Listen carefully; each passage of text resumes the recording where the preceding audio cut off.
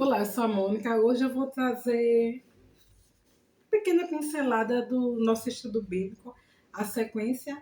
Estou finalizando a leitura de Levítico, discorrer um pouco entre Levítico 6 até o 11, e aqui são algumas disposições, como o livro fala sobre a proibição de comer gordura e carne, ou melhor, gordura e carne não, gordura e sangue.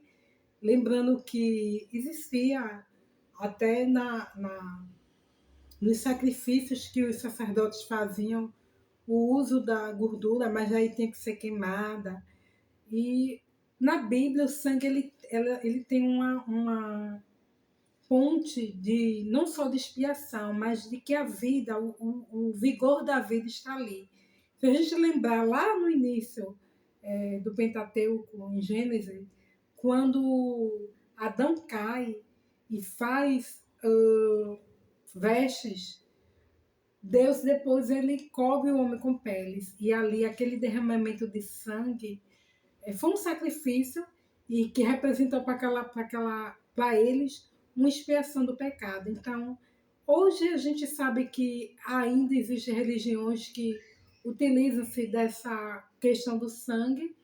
Não existe de forma estrita a proibição mais da alimentação do sangue. Existem comidas, como no Brasil, o sarrabu que as pessoas fazem, que é feito do sangue do, do, do animal, mas é muito comum. Eu lembro quando eu era criança, a mãe fazia, né? Na época, a pessoa não comprava galinha batida, e a pessoa matava, despenava, e aquele sangue talhava ali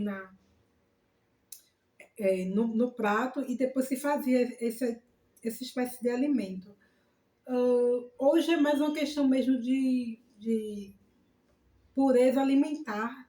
O abster-se não é proibido, do que uma questão mesmo espiritual, né? Deus ele consagra Arão e seus filhos, são escolhidos como sacerdotes, e aqui nesse trecho de Levítico a gente vai ver um evento muito duro, que é a morte de Nadab e Abiú. Nadab e Abiú, em um certo momento, eles quando vão entrar diante da presença do Senhor, eles trazem um fogo estranho, e com isso eles são fulminados. Então, a incorporação de elementos que não são santificados dentro do rito, do rito que Deus queria, ensejou a destruição deles, mesmo eles sendo oficiais, sacerdotes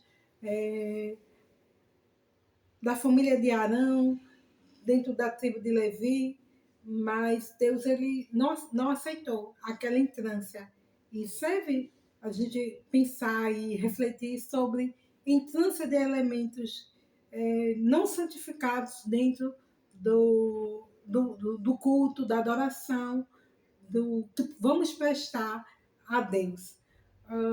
O texto ele também faz exposição sobre animais limpos, imundos, e a lei sobre estes.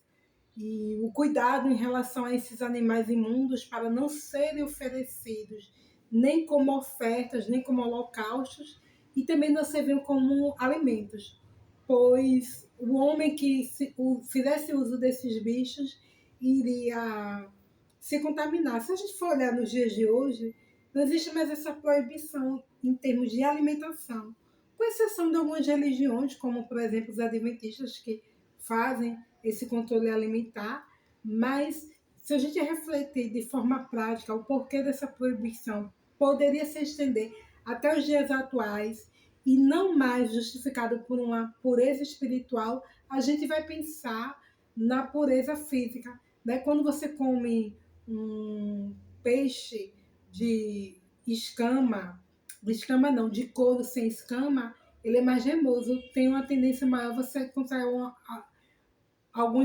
infecção, alguma doença. Se você come um camarão que é também remoso, acontece também o mesmo.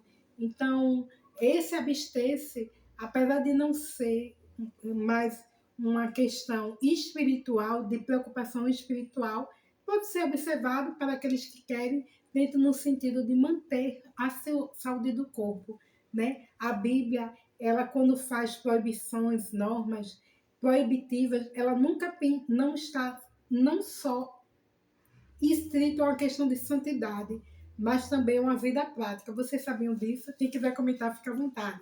Obrigada e até a próxima. Tchau, pessoal.